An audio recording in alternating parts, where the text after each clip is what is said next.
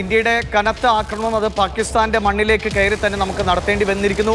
Operation സിന്ദൂറിന് ശേഷം India പറഞ്ഞതാണ് പാകിസ്ഥാൻ മര്യാദയ്ക്കിരുന്നാൽ നമ്മൾ ഇനി മറ്റ് നടപടികളിലേക്ക് പോയില്ല എന്ന്. പക്ഷേ പാകിസ്ഥാൻ നിരന്തരം പ്രകോപനം ഉണ്ടാക്കിക്കൊണ്ടേയിരുന്നതാ.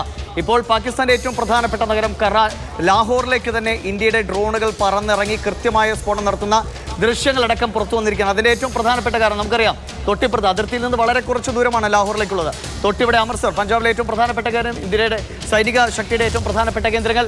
മുകളിലേക്ക് ചെന്നാൽ പഠാൻകോട്ട്, ലുധിയാന, അമൃത്സർ അടക്കമുള്ള മേഖലകളിലെ ഇന്ത്യൻ സൈനിക കേന്ദ്രങ്ങൾക്ക് നേരെ പാകിസ്ഥാൻ ഇന്നലെ ലക്ഷ്യം വച്ചതിനെ തുടർന്നാണ് ഇന്ത്യക്ക് അതേ നിലയിൽ തിരിച്ചടിക്കേണ്ടി വന്നത്. ഡ്രോണുകൾ ഉപയോഗിച്ചുള്ള ആക്രമണമായിരുന്നു. മിസൈലുകൾ, അതിലേറ്റവും ശ്രദ്ധേയം പാകിസ്ഥാനി യുവാക്കളുടെ സോഷ്യൽ മീഡിയ പോസ്റ്റുകളിൽ പറയുന്നത്, ഇന്ത്യ അയച്ച ഒരു മിസൈൽ പോലും ലക്ഷ്യം തെറ്റിയിട്ടില്ല. ഇന്ത്യ അയച്ച ഒരു മിസൈലിനെ പോലും പാകിസ്ഥാനി വ്യോമ പ്രതിരോധ സംവിധാനത്തിന് കണ്ടെത്താനോ പ്രതിരോധിക്കാനോ കഴിഞ്ഞിട്ടില്ല.